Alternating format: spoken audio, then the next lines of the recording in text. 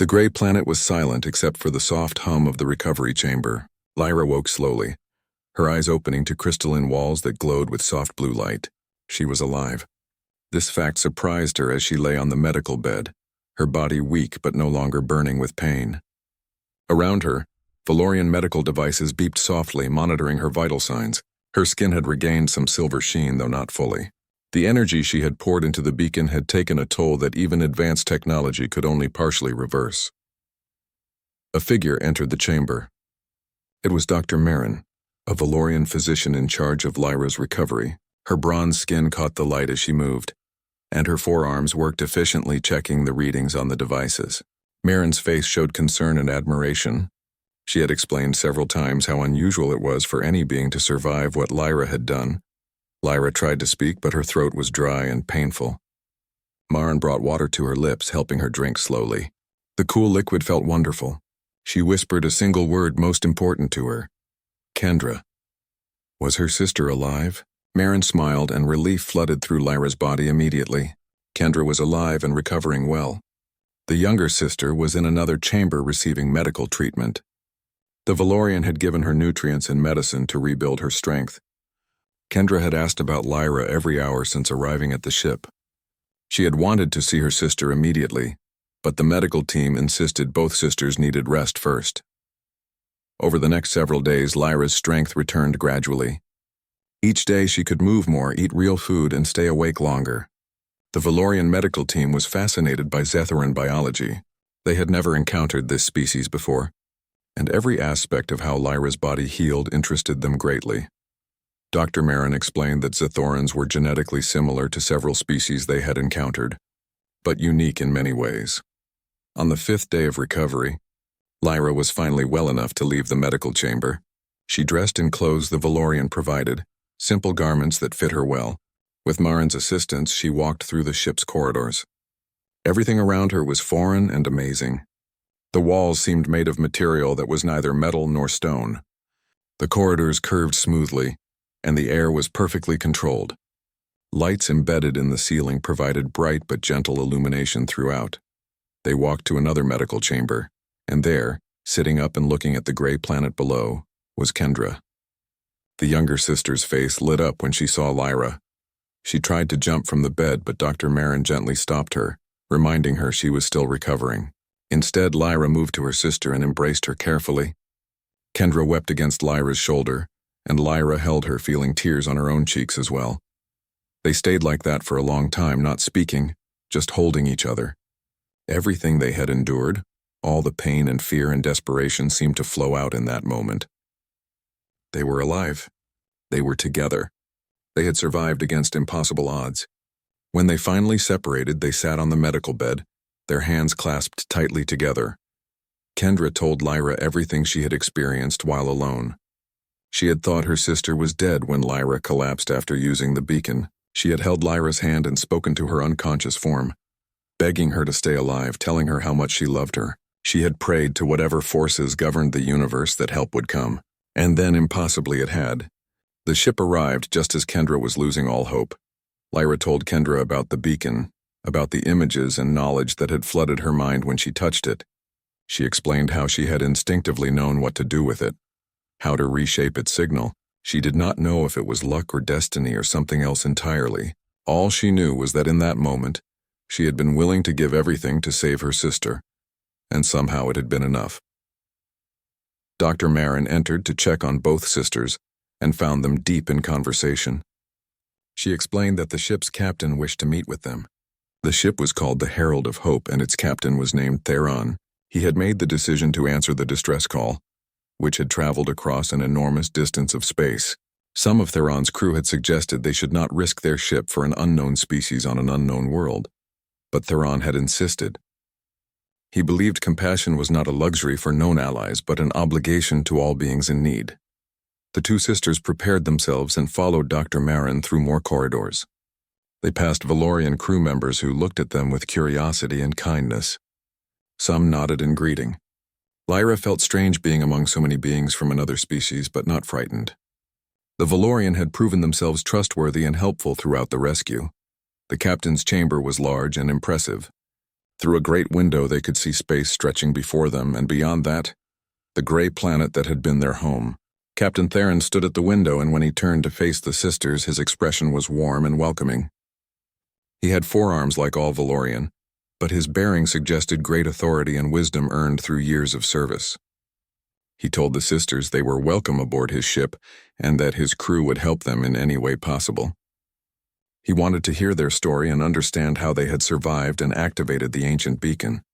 Lyra and Kendra looked at each other, and then they began talking.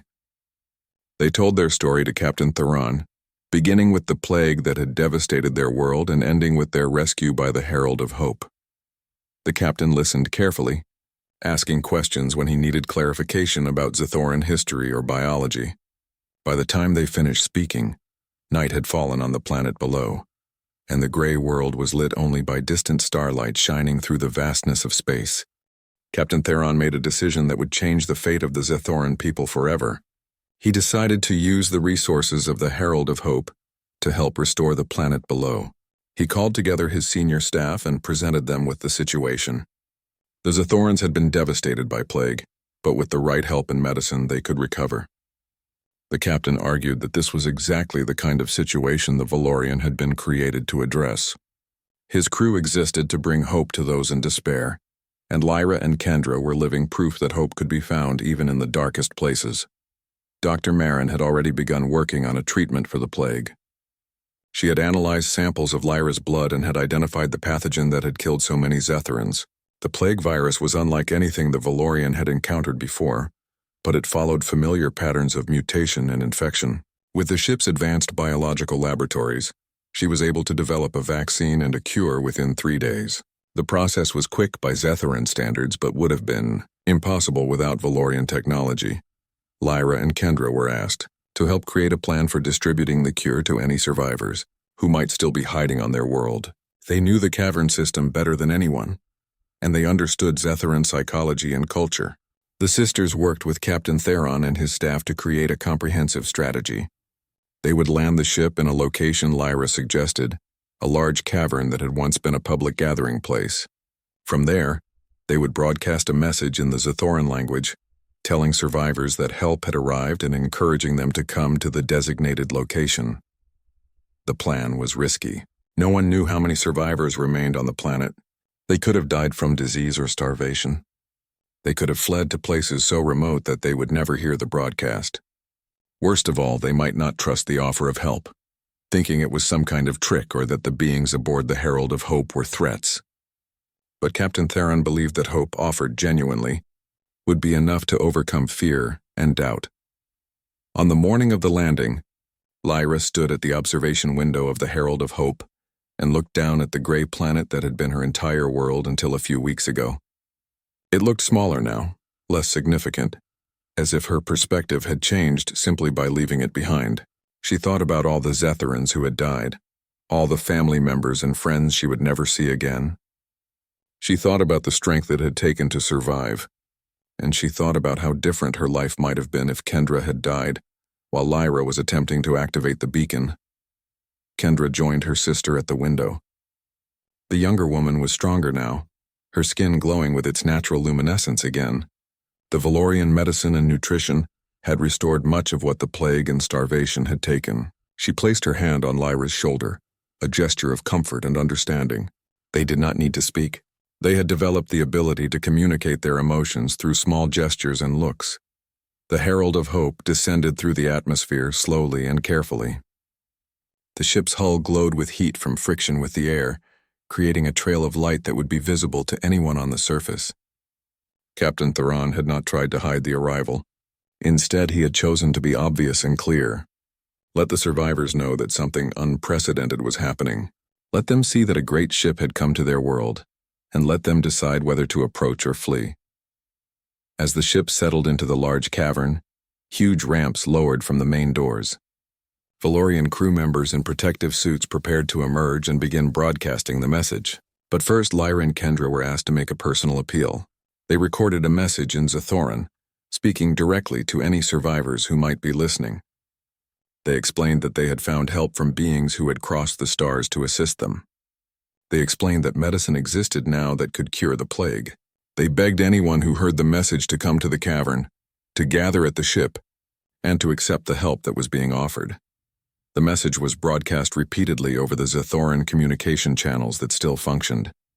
Minutes passed with no response. An hour passed. Captain Theron's expression remained calm, but Lyra could sense the underlying concern. What if no one came? What if they had been too late? Then movement. A figure emerged from a tunnel leading into the cavern. It was a Zithoran male, thin and weakened by hunger and disease, but alive. He approached slowly, cautiously, watching the Valorian crew members with suspicion and fear. Behind him, others began to emerge, slowly at first, then with increasing speed. Zithorans came from the tunnels and caves where they had been hiding. Some were barely able to walk. Some had to be carried by stronger survivors, but they came. By the end of the day, more than 300 Zithorans had gathered at the Herald of Hope. Dr. Marin and her medical team began the process of treating them. Each survivor was examined, given the plague treatment, and provided with food and water. Many of the Zithorans wept when they received the medicine, when they felt it beginning to work in their bodies, when they realized that they might actually live. Lyra and Kendra walked among the gathered survivors, speaking to them, comforting them, and answering questions about what had happened and where they were. Lyra became a symbol of hope for these desperate people. Here was one of their own who had saved them all through sacrifice and determination. Here was proof that even one person could make a difference, that love and courage could transcend death itself. As night fell on the planet below, the cavern was filled with Zithrans receiving medical care, eating their first real meals in weeks, and beginning to believe that they might have a future after all. The work of rebuilding began immediately.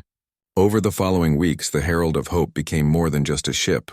It became a symbol of salvation and a center of hope for the recovering Zithran people.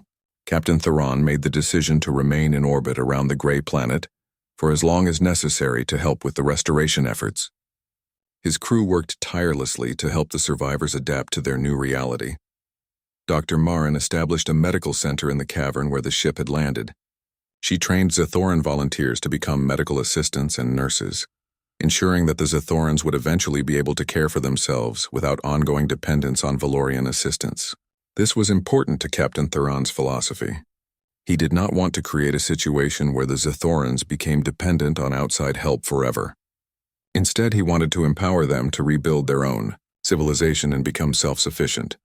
Lyra worked closely with Dr. Marin and with the Zithran survivors to help identify those who could be trained as healers and medical professionals. Many of the survivors had knowledge of traditional Zithoran medicine, though it was primitive compared to what the Valorian offered. By combining the two approaches, something new and unique was being created. The Zithorans were learning that knowledge from different sources could be combined to create something stronger and more effective than either alone. Food production was another major challenge.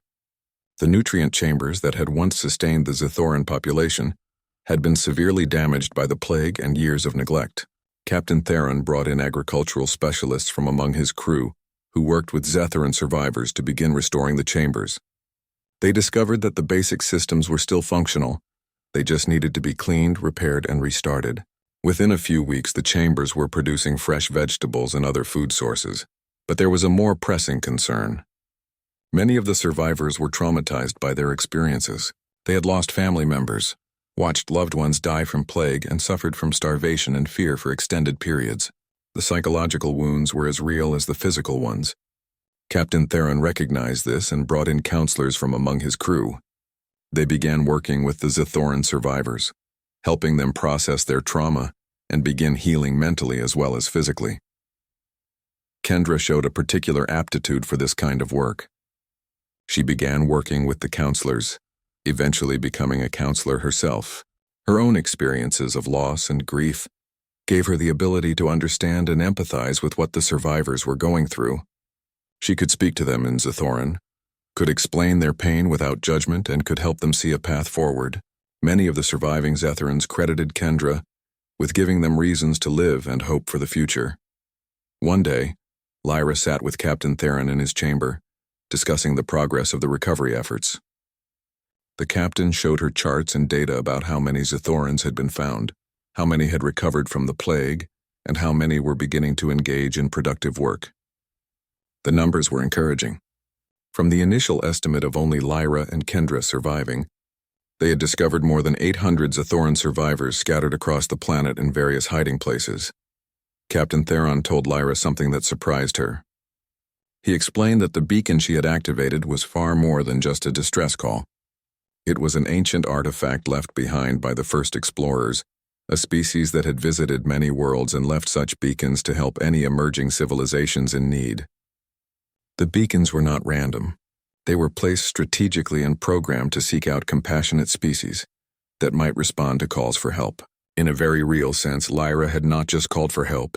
She had called for a specific kind of help. She had called for the kind of help that the Valorian were specifically designed to provide. Lyra found this information both wonderful and overwhelming. She had acted in desperation without understanding the true nature of what she was activating, but somehow she had succeeded anyway. She had reached across the vast emptiness of space and found exactly the help that her people needed. As the weeks turned into months, the Zithoran population began to stabilize. New children were born. The older survivors began to tell stories of their experiences, creating oral histories that would preserve the memory of the plague and the rescue for future generations. Schools were established where young Zithorans could learn not just about their own culture, but about other species and the broader galaxy. Lyra became the first Zithoran ambassador to the Valorian. She began learning their language and their culture, preparing to represent her people to the wider galaxy. She worked on establishing trade relationships and educational exchanges. She wanted the Zithorans to take their place among the civilized species of the universe, to become part of the larger community rather than remaining isolated on their single gray planet. One evening, Lyra stood again at the observation window of the Herald of Hope, looking down at the planet below. It was no longer gray and lifeless. Lights now flickered on the surface where the settlements were being rebuilt. The cavern systems were being reclaimed and restored. The planet was coming alive again, filled with hope and the promise of a new beginning. Kendra joined her sister at the window, as she often did. They stood together in silence, watching their world transform before their eyes. Lyra reached out and took her sister's hand, grateful beyond words that they had both survived the plague, grateful that they had each other, and grateful for the Valorian and their compassion. Decades passed. The gray planet gradually transformed into a world of thriving civilizations. The name Zethera became known throughout many sectors of the galaxy. The Zithorans were recognized as healers and counselors, beings who had experienced great trauma and had learned to help others overcome their own pain. Young Zithorans often traveled to other worlds to work with struggling civilizations, offering their skills and compassion to those in need. Lyra lived to be very old by Zithoran standards. She continued to lead the Council of Leaders well into her later years, though younger leaders gradually took on more responsibility. She had mentored dozens of leaders, passing on her philosophy of compassionate governance to the next generations.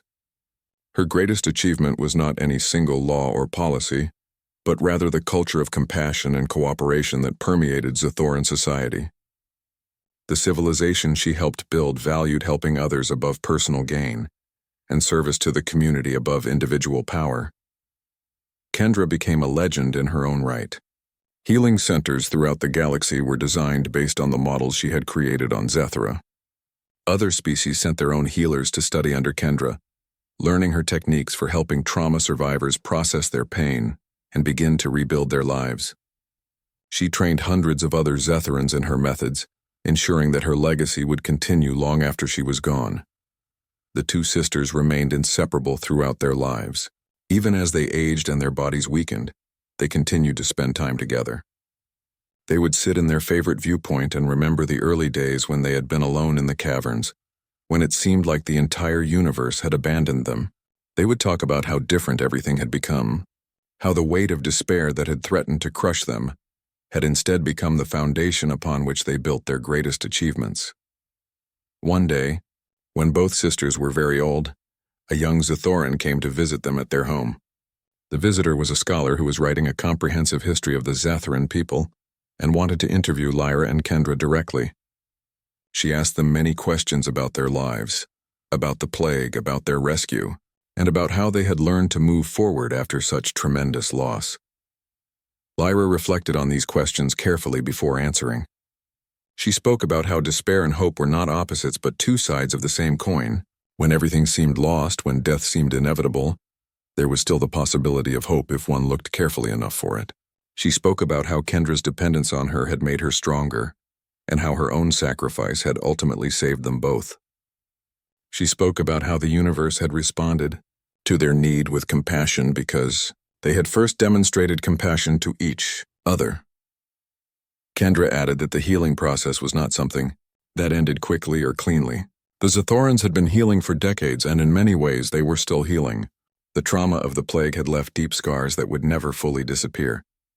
But those scars had become part of their identity, making them more empathetic and more dedicated to helping others. She told the scholar that the greatest gift the plague had given them, paradoxically, was the ability to understand and help those who suffered. The young scholar asked what message Lyra and Kendra would want to leave for future generations of Zathorans, and for other species who might read this history. Lyra answered that the most important thing was to remember that sacrifice made in love could change the course of history. One person's willingness to give everything for another could inspire entire civilizations. She wanted future generations to know that they too had the power to make that kind of difference. Kendra added that compassion was not weakness. It required tremendous strength to care for others, to help them heal, to put their needs before your own comfort. The Valorian had demonstrated this, and it had changed Zathoran society forever. She wanted the Zathorans to remember that compassion was their greatest strength, and they should never be ashamed of it or abandon it, no matter how powerful they became.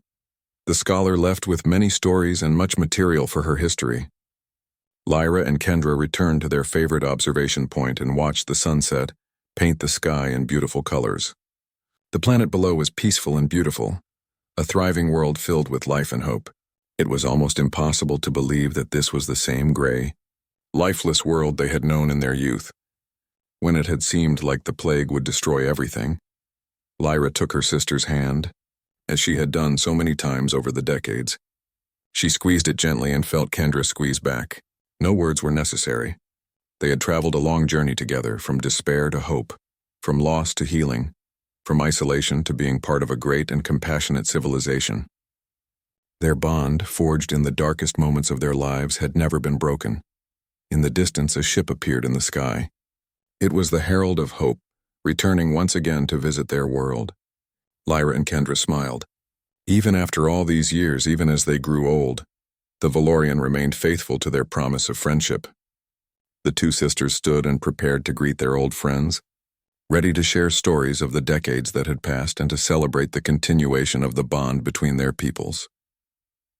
The sun set on the gray planet that was no longer gray, painting everything in shades of purple and gold. Somewhere in the settlements below, children played and learned and grew, living in a world where compassion and cooperation were the foundation of civilization. The story of Lyra and Kendra, the two sisters who had sacrificed everything for each other, would be told for generations to come, inspiring all who heard it to consider what they too might sacrifice for those they loved. Years passed. The Herald of Hope eventually departed from the gray planet, but not before establishing a permanent research station and leaving behind advanced technology that the Zathorans could use to continue their recovery and development. Captain Theron promised that the Valorian would remain in contact and would return to check on the progress of the Zathoran civilization. The departure was bittersweet. The Zathorans had grown attached to their Valorian helpers, and leaving them felt like losing family. Lyra was now an adult in her prime, recognized throughout Zathoran society as a hero and a leader. She had become the first chancellor of the Zathoran Council of Leaders, a new governmental structure that she had helped design. The council included representatives from all the major settlements on the planet and made decisions about the future of their civilization.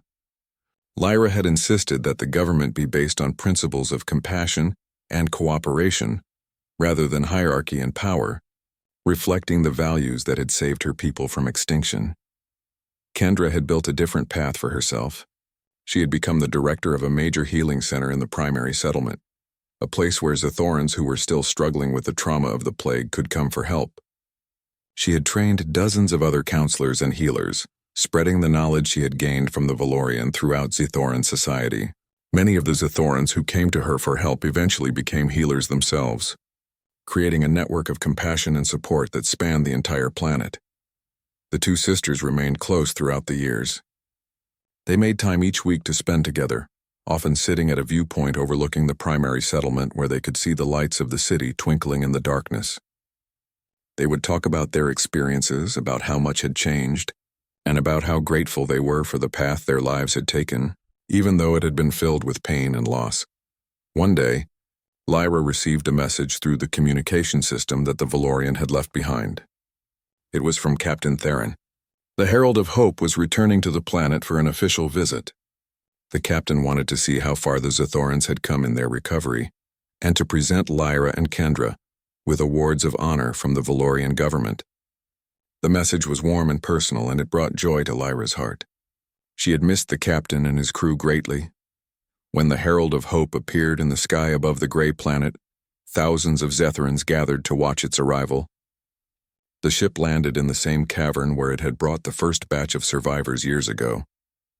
Captain Theron emerged from the ship and Lyra rushed forward to greet him. They embraced, and Theron expressed his amazement at how much the planet had changed.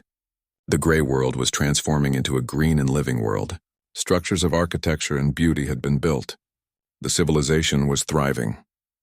Captain Theron spent several days on the planet, touring the settlements and facilities that the Zathorans had created. He met with members of the Council of Leaders. He visited the healing centers where Kendra worked.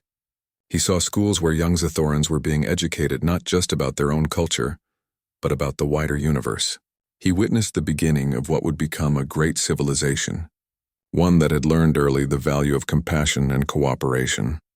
On the final evening of his visit, Captain Theron held a formal ceremony in which he presented Lyra and Kendra with medals of honor from the Valorian government. These medals were not given lightly. Throughout the history of the Valorian, only a handful of individuals from other species had received this recognition. The medals represented acknowledgement of extraordinary courage and contribution to the betterment of galactic civilization. Lyra accepted her medal with humility, but she used the opportunity to make a speech to the gathered Zathorans and the Valorian crew. She spoke about the importance of sacrifice, about how Kendra had depended on her, and how in turn she had depended on the Valorian. She spoke about how compassion was not just an individual trait, but something that could guide entire civilizations. She spoke about how the Zathorans would never forget what the Valorian had done for them, and she committed her people to helping other species in need whenever the opportunity arose. Kendra accepted her medal more emotionally. She spoke about how nearly all of her family had been lost to the plague, and how Lyra's sacrifice had given her a reason to live. She spoke about how the Valorian healers had taught her that helping others heal their trauma was one of the most important works that could be done. She pledged that Zathorans would become known throughout the galaxy as healers and counselors, working to help all species overcome their pain and discover their capacity for compassion. That night, Captain Theron, Lyra, and Kendra sat together in a quiet chamber. Away from the celebrations, they talked about the future, about the trajectory that the Zathoran civilization was taking. The captain expressed confidence that the Zathorans would indeed become an important force for good in the galaxy. He told Lyra that she had been correct when she activated the beacon. She had called for help, but in doing so, she had also begun a conversation between the Zathorans and the broader galaxy. That conversation would continue for generations to come.